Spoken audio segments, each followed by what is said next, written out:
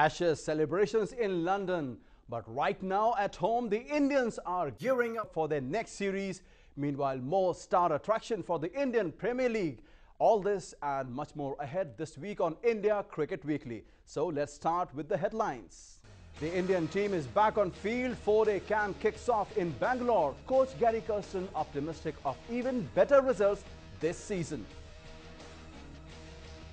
The Indian Cricket Board wants a dope-free sport, introduces dope testing in domestic cricket from the next season.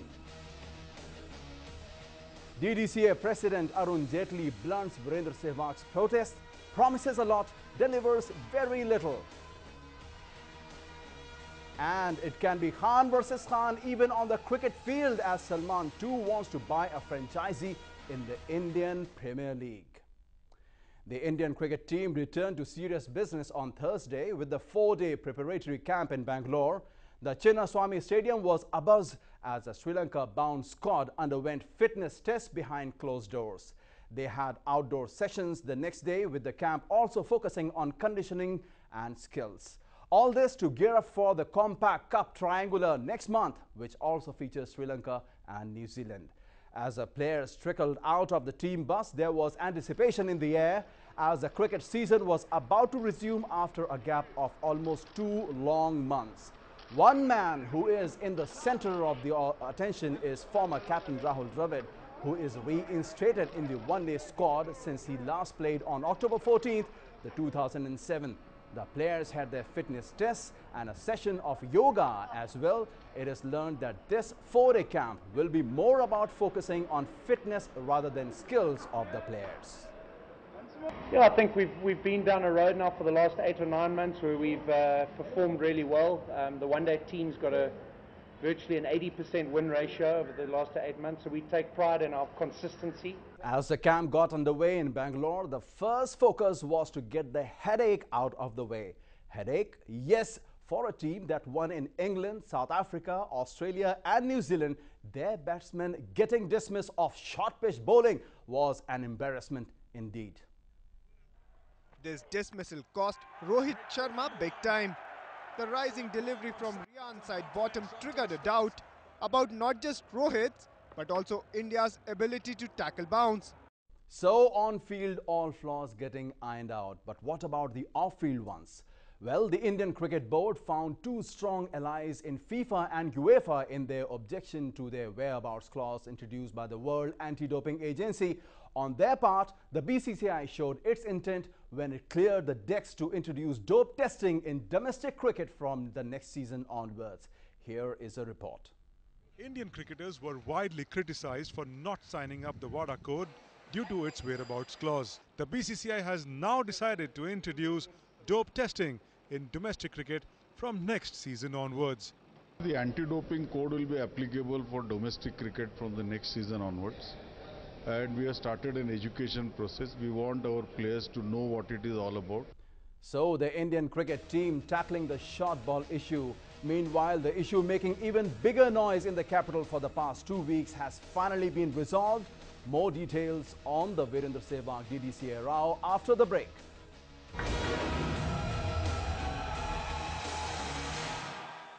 Welcome back. The mutiny at the Delhi and District Cricket Board is over.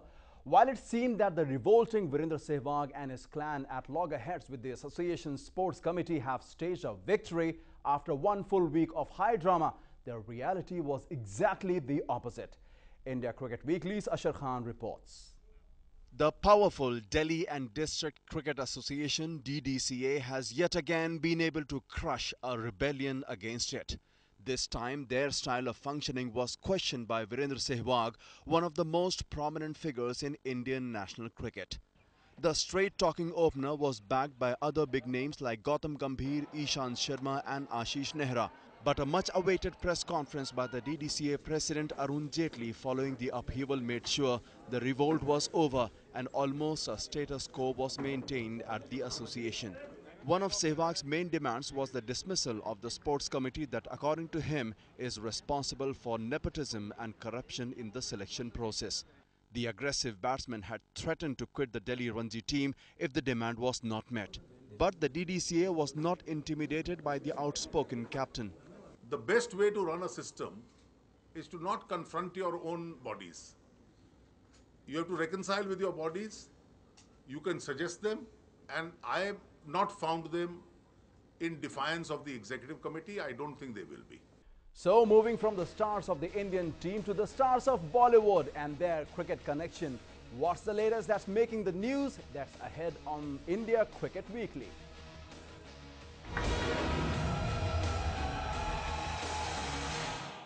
Welcome back. Currently, the two big khans of Bollywood, Salman and Shah Rukh, just clashed at the box office. But the news is that they could be out upstaging each other on the cricketing field as well. Superstar Salman Khan is interested in buying an Indian Premier League team. Here are the details that we know of. The actor met the Indian Premier League chairman Lalit Modi and showed interest in buying one of the two new teams which will be added in 2011. Announcing this, Modi said that Salman definitely looked like a serious buyer. Presently, a string of Bollywood stars like Shah Rukh Khan, Preeti Zinta and Shilpa Shetty own or jointly own IPL teams with their partners. And in 2011, the tournament is set to expand from 8 to 10 teams, and so are the star attractions. A member of the IPL Governing Council, Rajiv Shukla, said there would be other bidders as well along with Salman. But it simply boils down to not who you are, but how much moolah are you ready to shell out. So whoever comes up with the maximum bid will win a team. Modi added that over 20 celebrities were interested in buying new IPL teams. So it's not going to be an easy acquisition. But then we know Salman Khan, don't we? Surely he can take on anyone head on, as he has a 10 ka dam. So IPL's popularity on the rise even more, which means more debate on the decreasing popularity of Test cricket.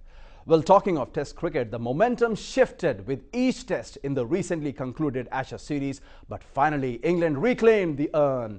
Freddie saying a final goodbye to Test cricket? We will leave you with some moments from the Ashes, but unlike Freddie, I will be back next week to update you. So enjoy this and tune in next week.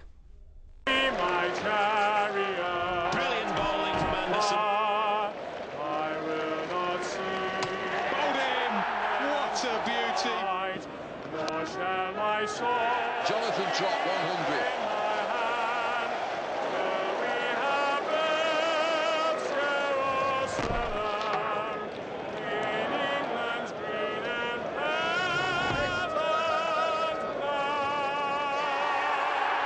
England 2009 regain the Ashes.